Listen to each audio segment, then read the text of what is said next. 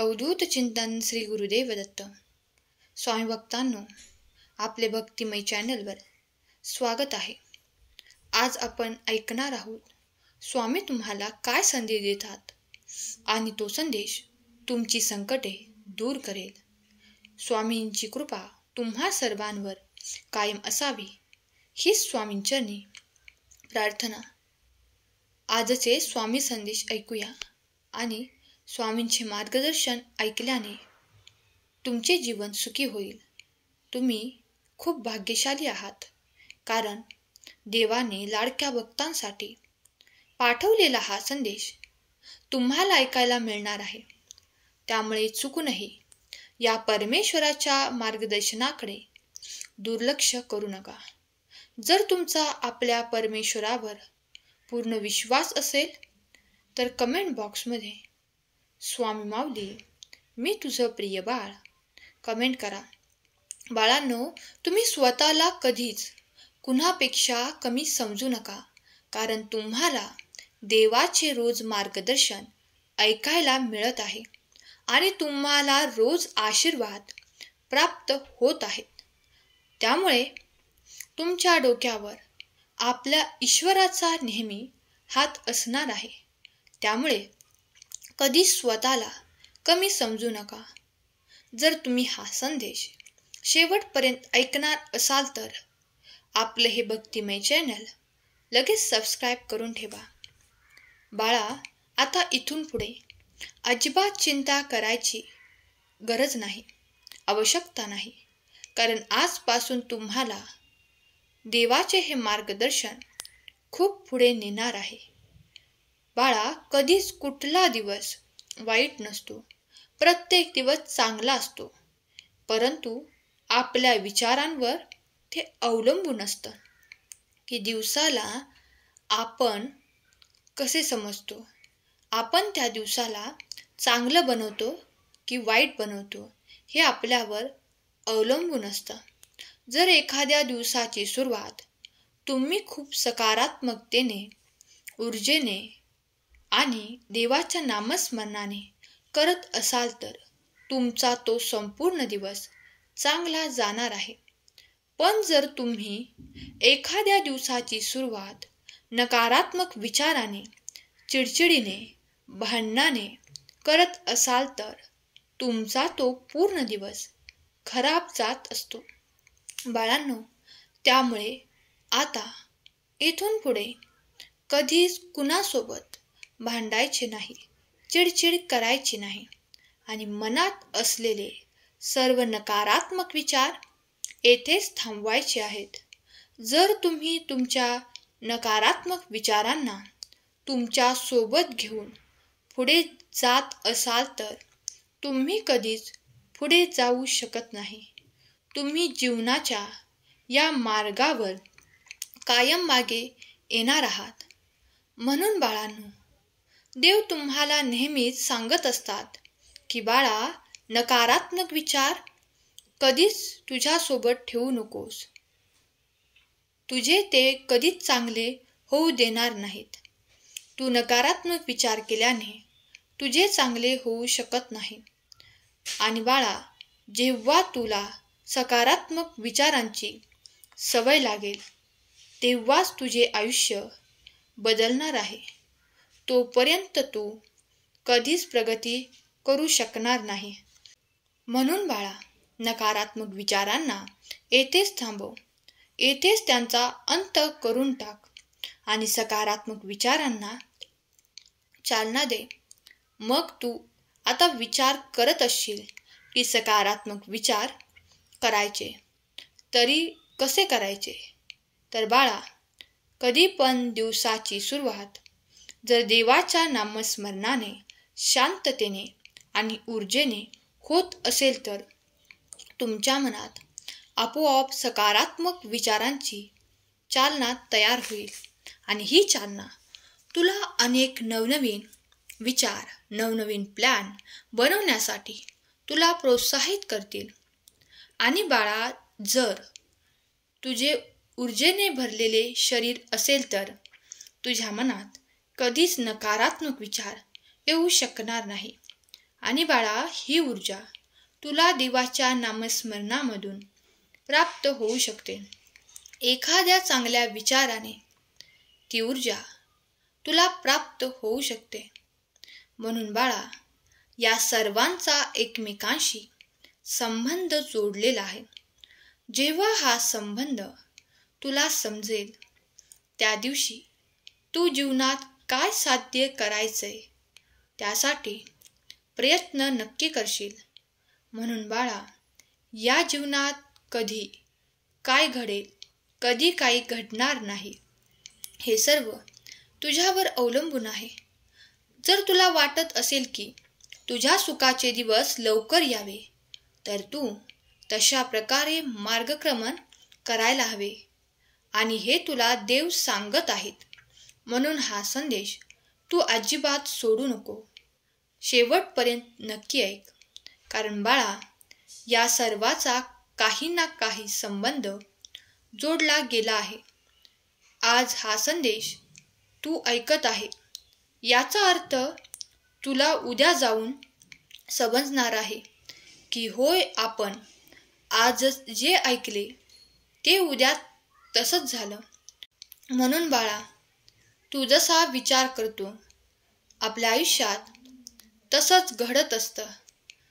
जर तू आजचा हा सकारात्मक संदेश पूर्ण ऐकला तर तुझ्या जीवनात उद्या सर्व काही सकारात्मकच घडणार आहे. म्हणून बाळा, असा अजिबात समजू नको की हा संदेश तू फक्त ऐकत आहे. या संदेशातून जे जे मिळत आहे ते सर्व मिळवण्याचा तू प्रयत्न नक्की कर. जीवनात कुठलीच गोष्ट तुला फुकट मिळणार नाही. प्रत्येक गोष्टीसाठी तुला काही ना काही प्रयत्न करावेच लागणार आहेत. म्हणून बाळा, तुझ्या प्रयत्नांची पराकाष्ठा कर. जे मिळत आहे ते घेण्याचा प्रयत्न कर, परंतु कधीच लोभाचा विचार करू नकोस. कारण जे मिळालं त्यामध्ये समाधान मानायला शिक. कधीच कोणत्या गोष्टीला नाही म्हणू नकोस. फक्त ती गोष्ट चुकीची आहे की बरोबर आहे याचा विचार कर. जर चुकीची असेल तर नाही म्हण, पण बरोबर असेल तर अजिबात नाही म्हणू नकोस. कारण बाळा, देव आपल्या रूपात काही देतो याची तुला कल्पना देखील नाही. आणि हीच कल्पना जर तुला आणायची असेल तर तुला ज्ञानाची खूप गरज आहे. आणि हे ज्ञान तुला फक्त घरी बसून मिळणार नाही किंवा शांत बसून मिळणार नाही, तर तुला काही ना काही देवाचे विचार ऐकावे लागतील.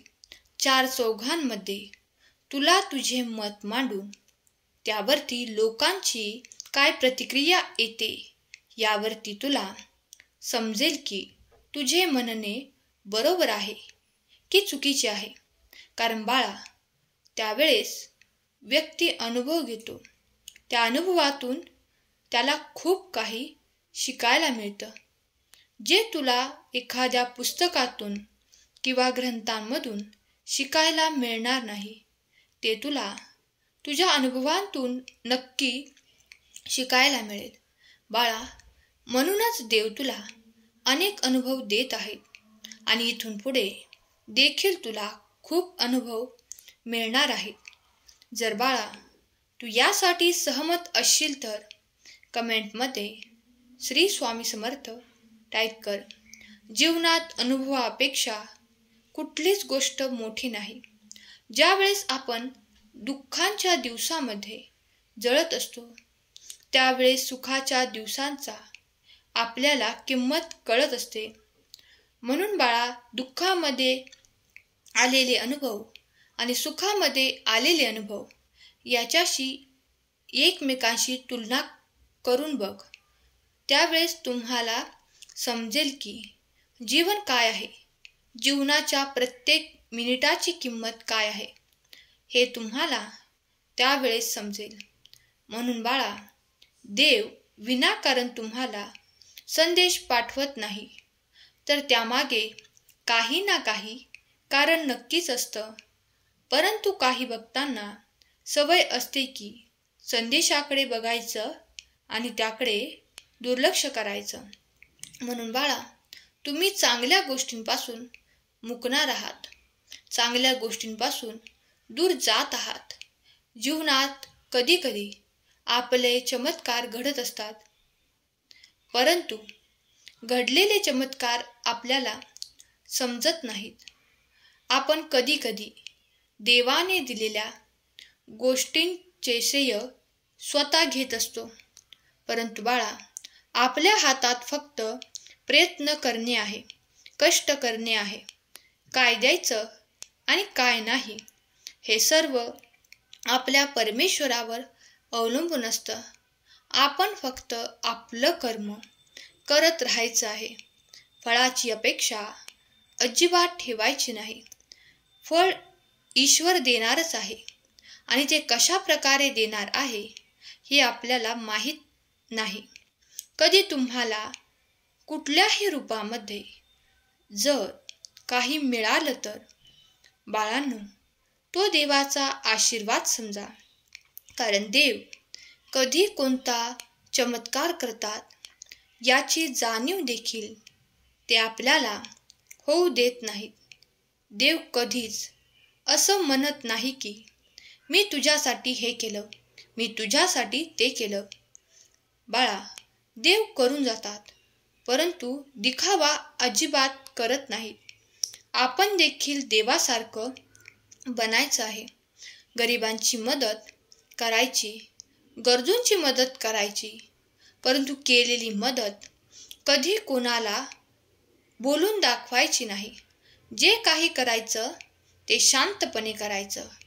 कुठलीच गोष्ट करताना त्याचा गाजावाजा करायचा नाही. एकदा ती गोष्ट पूर्ण झाली की मग ती सर्वांना त्याबद्दल कळू द्यायचं, म्हणजे ती गोष्ट शेवटपर्यंत टिकते. बाळा, असे अनेक अनुभव तुला यापुढे देखील मिळणार आहेत. आजच्या संदेशामध्ये तुला खूप काही शिकायला मिळालं असेल. उद्याच्या संदेशामध्ये देखील तुला खूप काही शिकण्यासाठी मिळणार आहे. म्हणून बाळा, जर तुला असे संदेश रोज ऐकायचे असतील तर या भक्तिमय चॅनलला सबस्क्राईब कर आणि आजचा हा देवाने पाठवलेला संदेश जर तुला खूप आवडला असेल तर, तुला यातून ज्ञान मिळाले असेल तर, देवाने दिलेल्या संदेशामधून जर तुला कृपा आशीर्वाद मिळाले असतील तर आपल्या या सुंदर संदेशाला लाईक कर आणि बाळा, असेच रोज संदेश ऐकत जा, अशी स्वामींची इच्छा आहे. आजच्या संदेशामध्ये येथेच थांबतो. उद्या मी परत येईन तुला नवीन संदेश द्यायला आणि तुझे मार्गदर्शन करायला. स्वामी तुमच्या सर्वांच्या सर्व चांगल्या इच्छा पूर्ण करोत, तुम्हाला सुखात, आनंदात, ऐश्वर्यात ठेवोत, ही स्वामी माऊली चरणी प्रार्थना. केलेली सेवा स्वामींचरणी अर्पण करते. श्री स्वामी समर्थ. जय जय स्वामी समर्थ.